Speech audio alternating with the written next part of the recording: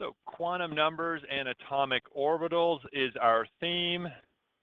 We've got the principal quantum number, the first of four. So the principal quantum number will always be referred to as n. Okay. It has values starting at 1 and is all the whole numbers going up from 1. Okay. And what the principal quantum number describes for an electron is the average distance we find it from the nucleus. Now, electrons are waves, so we can't say an exact distance. We have to use the word average because waves are going up and waves are going down. Okay. This is probably the easiest to visualize. It's just the Bohr model. I just put a dot for the nuclei or the nucleus. Okay. So we're going to have our first energy level, principal quantum number 1, then a further distance out, principal quantum number 2, even further out, principal quantum number 3. Okay. And again, what quantum numbers do is describe the nature of electron. So if you wanted to talk about electron in the third energy level, you'd say n equals 3, and that would describe that property. Okay. Now we're into some new descriptions of electrons. Okay. The angular momentum quantum number. Okay. So this is a little l, and this is going to describe the shape of the subshell.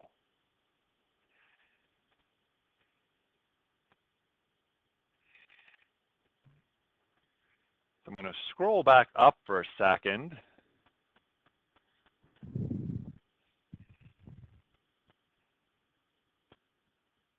So the principal quantum number is the shell. Okay. The first energy level is a shell. There's different types of electrons potentially in that shell, and there'll be some different shapes. Now, it turns out the first shell only has one shape in it. The second shell, you're going to find more than one type. Okay, so within a shell, you have a subshell.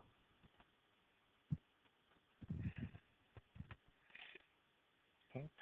The allowed values depend on n. Okay. So every different level has different values that are allowed. So it depends on the principal quantum number. The allowed values are from anywhere between 0 to n minus 1. Okay. So they're whole numbers, but they start at 0.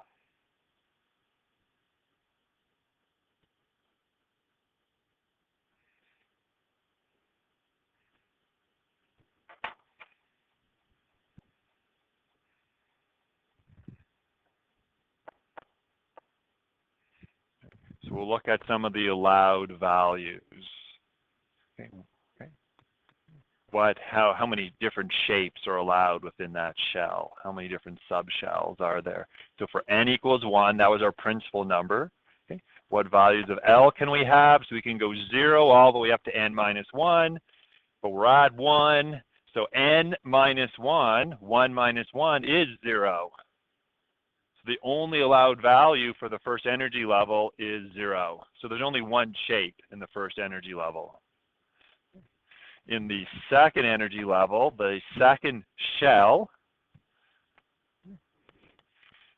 the different shapes were allowed. Well, we can have 0, and we can go all the way up to n minus 1. So 2 minus 1, 2 minus 1 is 1. Okay? So there's two different shapes in the second energy level. And our table matches everything. This seems really confusing, but in the next lesson, we relate it all to our table. The first energy level, the first row of our periodic table, has a pair of atoms. Okay? And helium almost fits better in period 2, okay, in this block. So we've got one subshell, second period, second principal quantum number, second shell. We've got lithium and beryllium here, and then we got boron to neon over here. That's the 0 and the 1, the two different types of subshells. For n equals 3, and then I'll stop. We have 0, we have 1, and we can go up to 3 minus 1, which is 2. So in the third energy level, there's 3 different types of subshells. And that's where we have the period or group 1 and 2. We've got group 3A to 8, and then we got the transition metals are the third. So I'm going to stop there. So what are these shapes? So far we've seen 3 different subshells, 3 different shapes. We just their numbers though. So for the L equals 0, these are like a basketball. They're a sphere.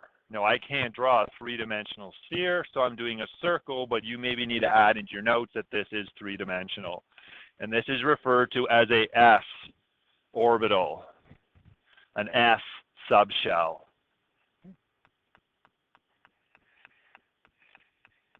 For L equals 1, you get a very different 3-dimensional orientation of the electron.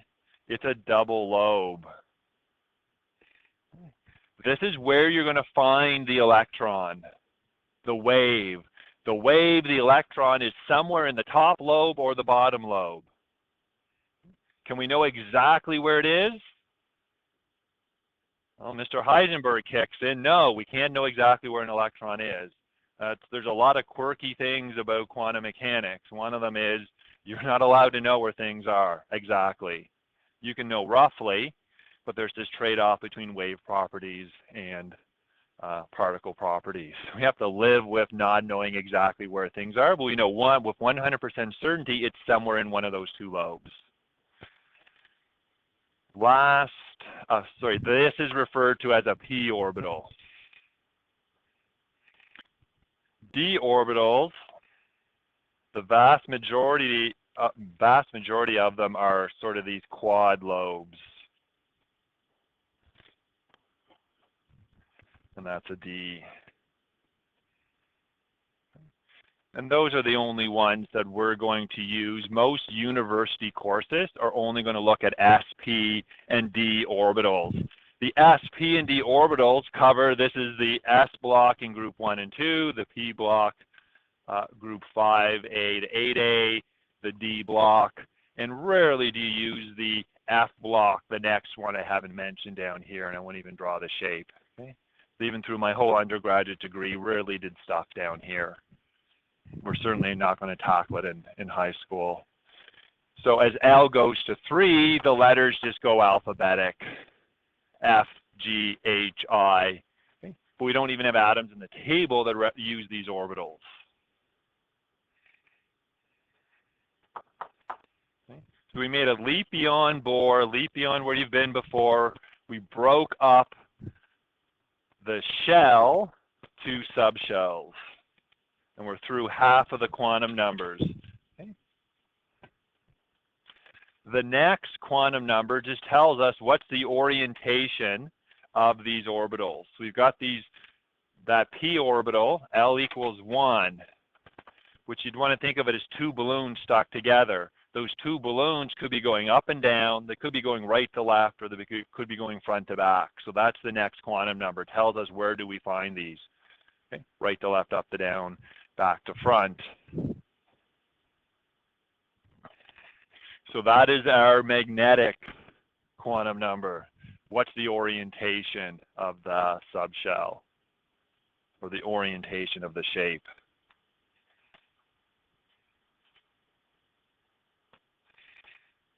Okay. So every set of quantum numbers depend on the previous set of quantum numbers, at least up to the third one where we're at.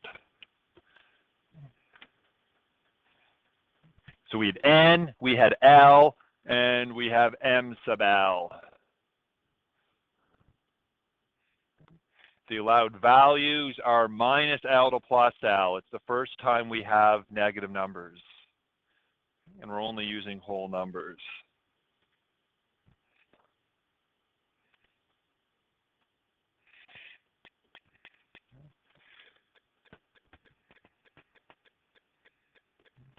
So we're going to start with the first L value. This is one of the shapes of a subshell.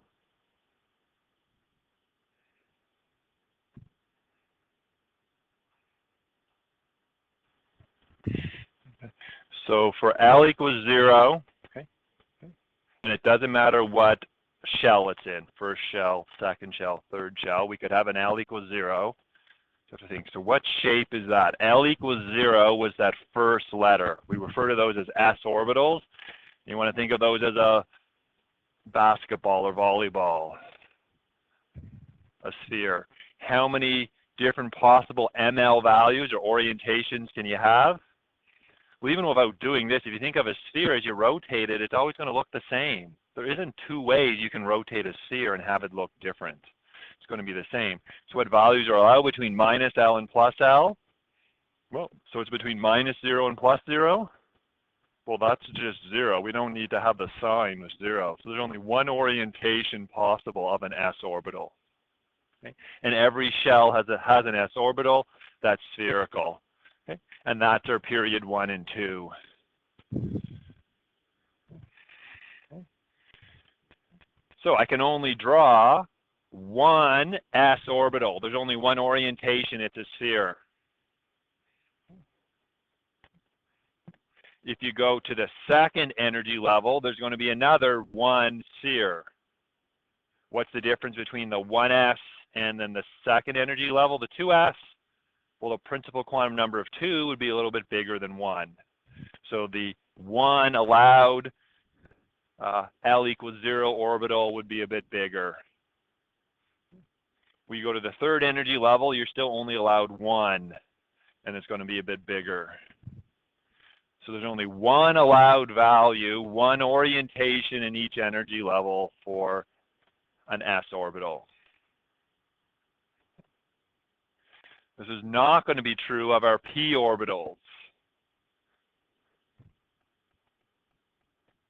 If L equals 1, so we got S, we got P, we got D. So L equals 1 is P.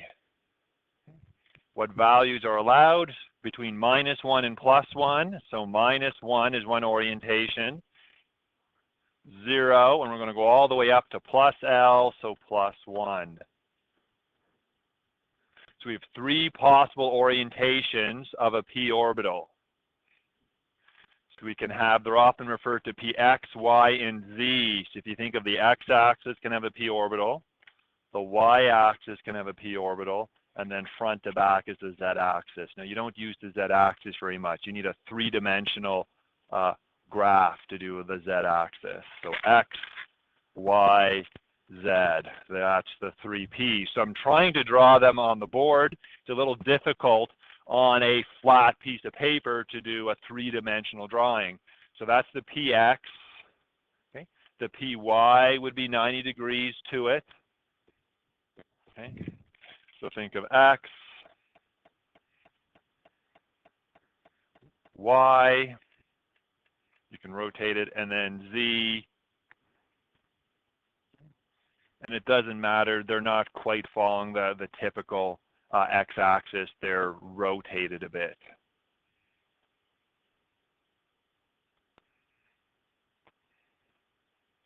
They're all of equal energy, so it doesn't matter which one you call the -1, which one you call the 0, which one you call the +1.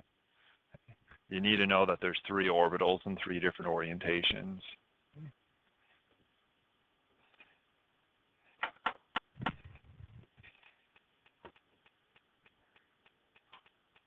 Last, I just want to show you the d orbitals. You need to know the count. I'm not going to give you time to draw them. So we've S, we got P, we got 1s, we got 3 P's. We move on to our d orbitals, L equals 2. And now we're starting with -2. We're going from minus L to plus L. So we have -2, -1, 0, +1. And we just got to plus L, +2. So there are 5 d orbitals. So again, don't worry about drawing these, but these are the 5. They're mostly double lobes, except for one of them is kind of looks like a p orbital, but it's got this like donut around the middle. Okay. Second year university quantum mechanics, if you do that, okay, then you might have to memorize these, but certainly not here. I would just want you to roughly know this general shape, that there's 2 lobes in most of them. And I want to put these up to see if you picked up a pattern yet. First energy level, first shape, S had 1 orientation. P went to 3, D went to 5. What are those? 1, 3, 5, 7 would be next. There are odd numbers. That's the pattern to how many orbitals you get. There's 1, there's 3, there's 5, there's 7. So you could do L equals 4 if you wanted. Okay, if I skip over 3 to 4, 7 would be next, 9 would be the amount of orbitals for L equals 4. So we're done most of the quantum numbers. We've learned about a lot of orbitals. Okay? There are 3 orbitals for P, there are 5 orbitals for D. Last quantum number says how many electrons can actually fit in that space. It turns out more than 1 electron can fit into that space.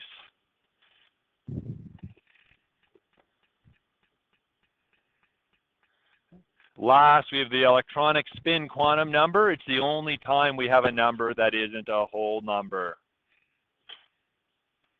So we had N, we had L, we had ML, and now we have MS for spin.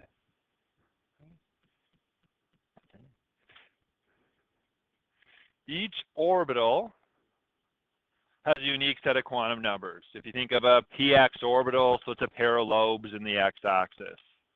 Okay? There's a unique set of quantum numbers that will describe this orientation. So maybe you're in the 4th energy level.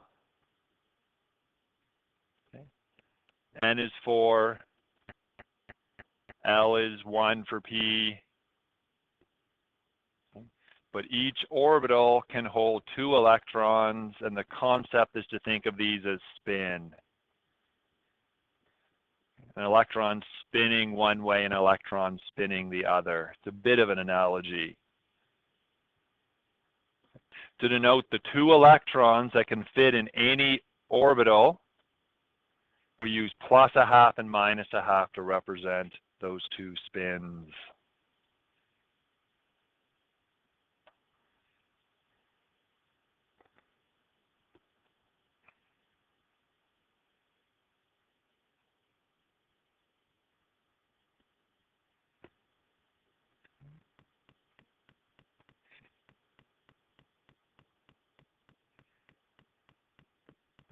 The next lesson we'll do orbital diagrams, and to represent these 2 spins, you'll see an up and a down arrow used is one of the ways you'll see the spins demonstrated visually.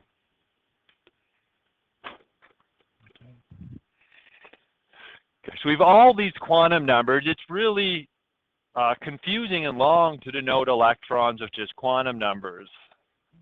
So we're going to practice a bit. You're going to see some short forms. One short form is to use number and letter combinations. We'll work through, start to get comfortable with notation like this, 3px, okay? Or you could just see 3p. Okay? The number that starts is our n.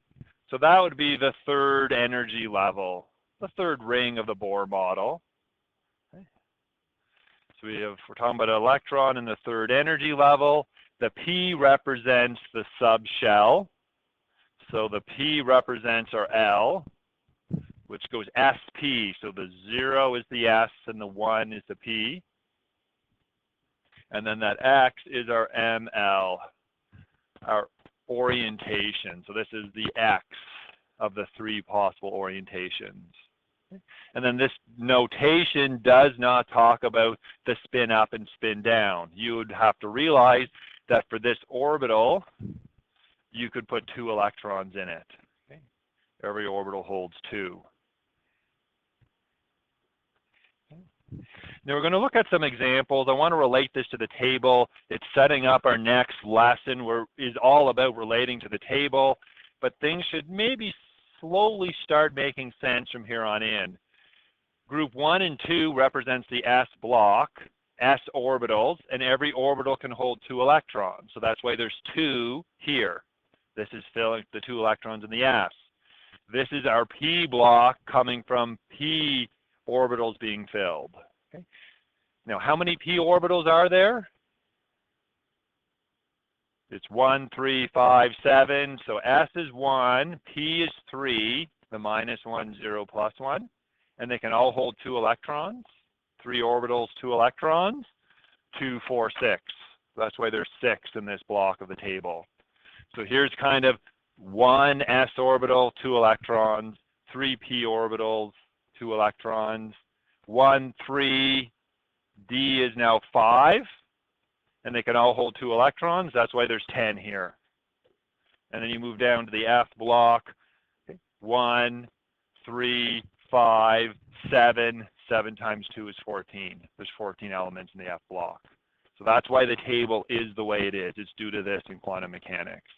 And our table tells us most of our patterns.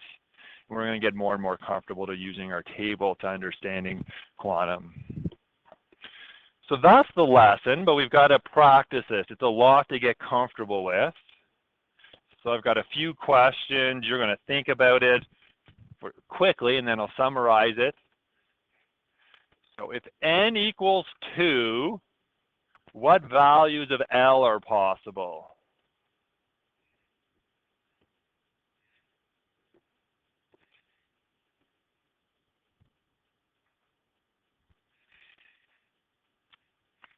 So n equals 2, so that's our second shell.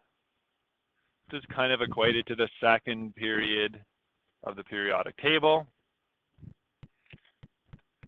What values of L are possible? Well, our table kind of shows us 2 distinctive pieces. What are those pieces? So if n equals 2, what L's are allowed? You might be flipping back in your notes to refresh yourself because this is new. Okay. It starts at 0 and goes up to n minus 1. So 0 is allowed, 1 is allowed. Is 2 allowed? We have to go up to n minus 1. 2 minus 1 is 2. Sorry, 2 minus 1 is 1. So that's not allowed. We can only have 0 and 1. The 0 is our s orbital, our basketball, and our 1 is our p orbital. Okay. Now, they only asked us to talk about what p's are possible, so we're done with the possibilities, and hopefully you'd realize there's 1 s and 3 possible p's. And if we had d's, there'd be 5. Okay, draw them. So there are 2s, second energy level, s, so that's why I went 2s. That's going to just be a sphere.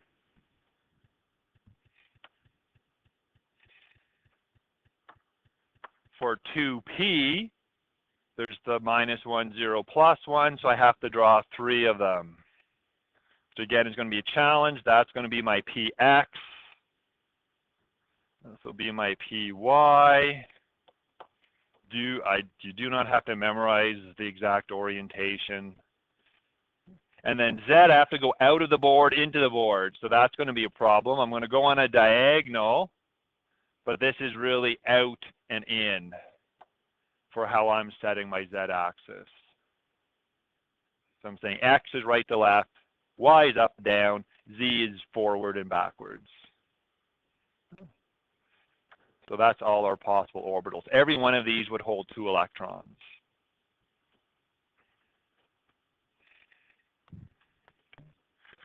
One more question before you'll practice for a little bit. And then we've got a summary slide before you practice. Which orbitals are possible?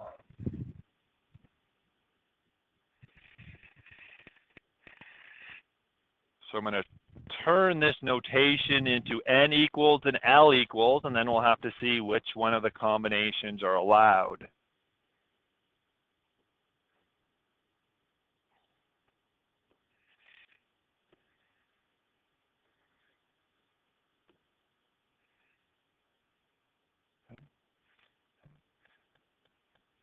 So this question has N's and L's, and that's it.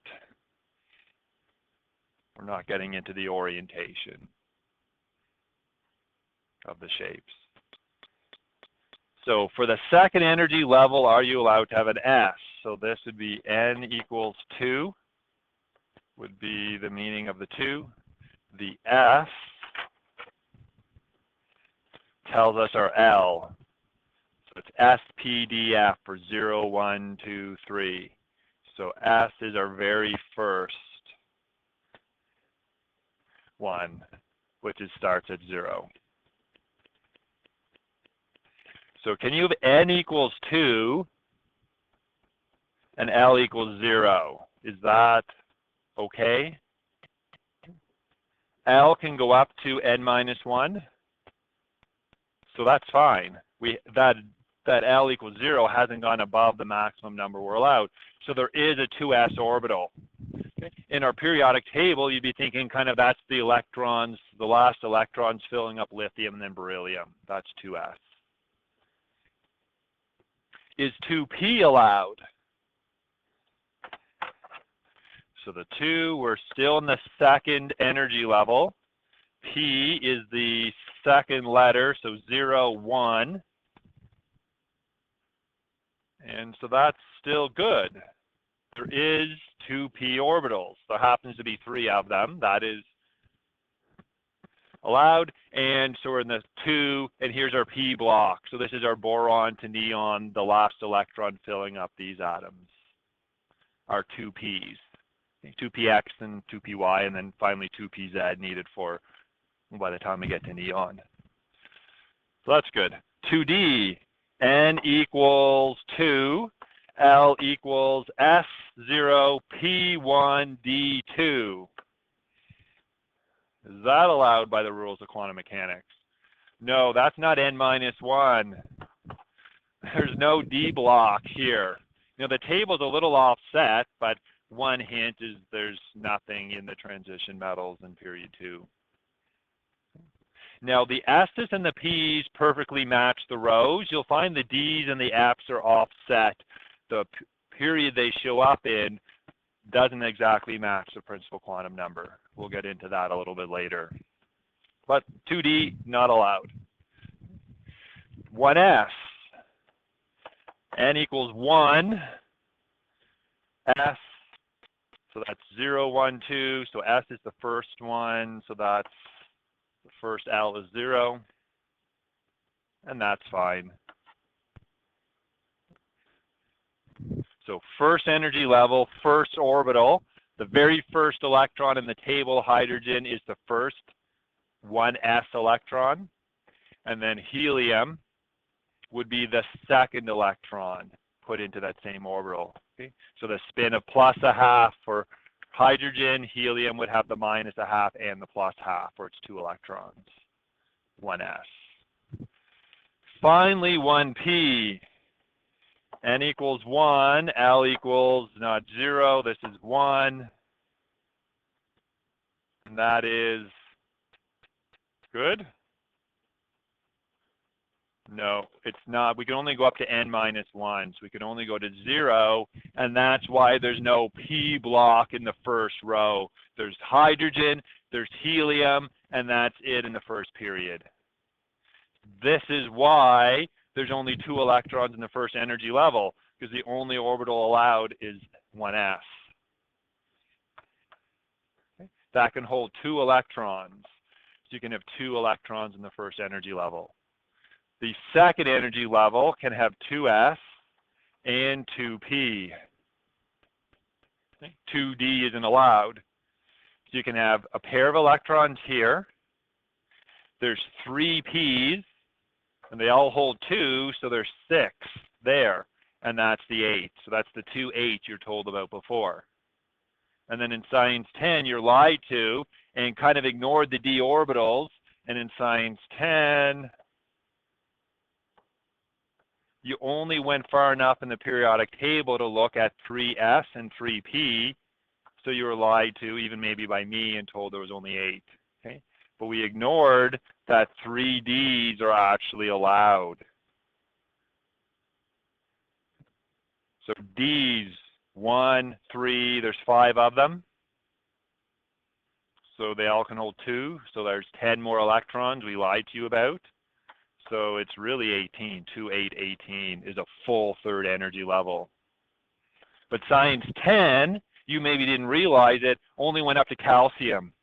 That's all you're kind of allowed to be tested on. We had to stop before we got to the D block, the transition metals, so the lie would work.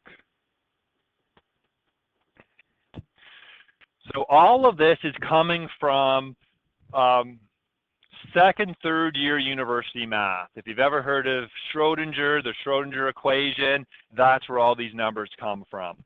Now, in order to solve the Schrodinger equation, you need some more math skills. A, you need calculus, which you'll start learning in grade 12, and then B, you have to learn about imaginary numbers. I fight with my 10-year-old all the time and trying to teach her about imaginary numbers. There is such thing as imaginary numbers. You do real math. You do quantum mechanics with imaginary numbers. They come from solving something like this. Imaginary numbers can deal with it. Right now, you should say, that doesn't work. You can't square root a negative number. Okay? But you can if you use imaginary numbers. The square root of -1 is I for imaginary. It's the imaginary component. So you can think of the square root of -9 as the square root of 3 times the square root of I. So in the imaginary world, the square root of -9 is 3I. 3 in the imaginary part. Okay? So you don't have to learn about imaginary numbers. You haven't learned about calculus yet, but these are the building block skills you need to use the Schrodinger equation to actually solve for all these numbers we're using. High school, first year university, you just have to trust me that this is what the Schrodinger equation gets. Okay? And then if you want to do some really fun math, take quantum mechanics in university. So that's the end of our intro. Coming after this is all simplification, shorthand, notation, trends in the table, okay? Not new material.